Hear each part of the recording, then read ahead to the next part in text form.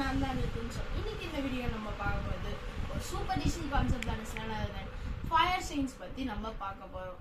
Fire சயின்ஸில் வந்து நம்ம ஒரு ஃபயர் எக்ஸ்டிங்கிஷரை நம்ம பண்ண போகிறோம். இந்த ஃபயர் எக்ஸ்டிங்கிஷர் எப்படி ஃபயர் சயின்ஸில் இன்வால்வ் ஆகுது, அது நம்ம ஃபயர்னா என்னது, கம்பஷன்னா என்னது, நம்ம பண்ண போகிற ஃபயர் எக்ஸ்டிங்கிஷரில் எப்படி கார்பன் டை ஆக்சைடு ப்ரொடியூஸ் ஆகுது, எப்படி இந்த கார்பன் டை ஆக்சைடு வந்து ஃபயரை அணைக்குது, இதை பற்றி நம்ம பார்க்க போகிறோம். சரி, ஃபர்ஸ்ட் ஃபயர்னா என்னதுன்னு நம்ம கற்றுக்கலாம். ஃபயர் வந்து ஒரு கெமிக்கல் ரியாக்ஷன். ஒரு ஃபியூவலும் ஆக்சிஜனும் ஒரு கெமிக்கல் ரியாக்ஷன்ல இருக்கும்போது அதுல வந்து ஃபயர்னு ஒன்று ப்ரொடியூஸ் ஆகும். இதுதான் வந்து ஃபயர். அடுத்தது வந்து கம்பஷன். கம்பஷன்னா என்னதுன்னா, இந்த கெமிக்கல் ரியாக்ஷன் நடக்கும், ஆனா வந்து நம்ம அந்த இடத்துல நம்மளால ஃபயரை பார்க்க முடியாது. நம்ம ஊதுவத்திலையும் பாத்தீங்கன்னா நம்ம ஃபயர் ஏற்றிட்டு அதில் அணைச்சிட்டோம்னா அதில் நம்ம அதாவது ஃபயரை பார்க்க முடியாது. ஆனால் என்ன ஆகும், அது அப்படியே கொஞ்சம் கொஞ்சமாக எரிஞ்சுட்டே டிக்ரீஸ் ஆகிட்டே வரும். இதை வந்து கம்பஷன்னால இந்த மாதிரி ஆகுது. இதான் வந்து கம்பஷன். சரி, கம்பஷன் பற்றி தெரிஞ்சுக்கிட்டீங்களா? இப்போ நம்ம ஆக்டிவிட்டி பண்ணலாம்.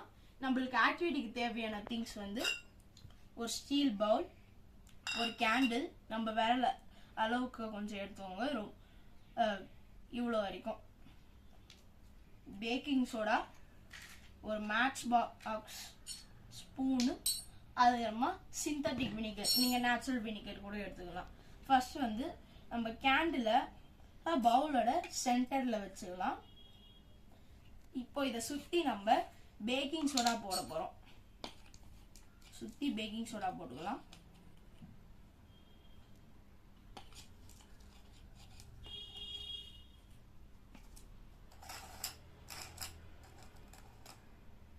இந்த மாதிரி போட்டதுக்கு அப்புறமா இப்போ இந்த கேண்டில் நம்ம பற்ற வைக்க போறோம். கேண்டில் பற்ற வைக்கும் போது உங்க பேரண்ட்ஸ் கைடன்ஸ் எடுத்துக்கோங்க.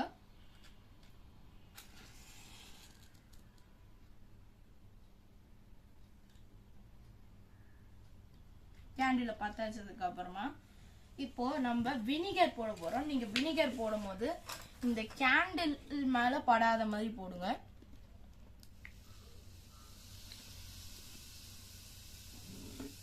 அப்படியே கேண்டில் அணைஞ்சிச்சு பாருங்க.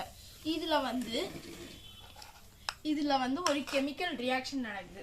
ஏன்னா வினிகர் வந்து ஒரு அசிடிக் ஆசிட். அதுக்கப்புறமா பேக்கிங் சோடா ஒரு base, sodium bicarbonate, acidic acid CH3COH, அப்புறமா சோடியம் பைகார்போனேட் NaHCO3. இது ரெண்டுமே ரியாக்ட் ஆகிறதுக்கு முன்னாடி நீங்க ஃபர்ஸ்ட் ஆசிடும் பேஸும் ரியாக்ட் ஆகும்போது, ஆசிடும் பைகார்பனேட்ஸும் ரியாக்ட் ஆகும்போது என்ன ஃபார்ம் ஆகுதுன்னு நீங்க கத்துக்கணும். ஸோ ஆசிடும் metal bicarbonates are metal carbonates react ஆகும்போது 3 இது ஃபார்ம் ஆகும். ஒரு சால்ட், தண்ணி, வாட்டர், அதுக்கப்புறமா வந்து கார்பன் டை ஆக்சைடு ப்ரொடியூஸ் ஆகும்.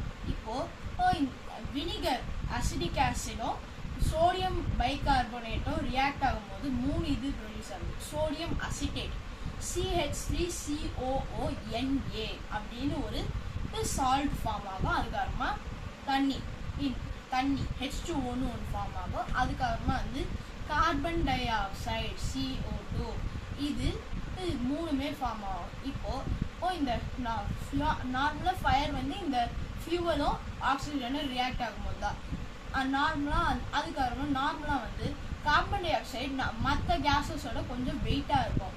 அதனால என்ன ஆகுது, கார்பன் டை ஆக்சைடு மேலே ரைஸ் ஆகும்போது ஆக்சிஜனை புஷ் பண்ணிட்டு ஆக்சிஜனோட இடத்த கார்பன் டை ஆக்சைடு பிடிச்சிடுது. இதனால என்ன ஆகுதுன்னா வந்து இது அப்படியே வந்து ஃபயர் அணைஞ்சிடுது. இது வந்து CO2 ஃபயர் எக்ஸ்டிங்விஷரோட ஒரு பேஸ் கான்செப்ட். ஏன்னா நார்மலாக வந்து CO2 எக்ஸ்டிங்விஷரை வந்து நம்ம ஃபயர் அண்ட் காமிட்டா வந்து அது ஒரு ப்ரெஷர் லெவலில் வந்து ஆக்சிஜன் இடத்த அதே கார்பன் டை ஆக்சைடு பிடிச்சிட்டு ஃபயர் அந்த கெமிக்கல் ரியாக்ஷன் ஸ்டாப் பண்ணி அணைச்சிடுது. இதான் வந்து நம்ம ஆக்டிவிட்டியோ. நம்ம ஒரு சிம்பிளான எக்ஸ்டிங்விஷரை பண்ணோம். அது வந்து நிறைய காம்ப்ளெக்ஸான விஷயம்லாம் இருக்கு. அதில் வந்து ஒரு பிக் ஃபயரை கூட நம்மளால அணைக்க முடியாது. சரி, இதை பற்றி கற்றுக்கிங்க, ஃபயர் சயின்ஸ் பற்றி கற்றுக்கிங்கன்னு நினைக்கிறேன். அவ்வளோதான், நம்ம கான்செப்ட் முடிச்சுட்டு. Thank you everyone, by.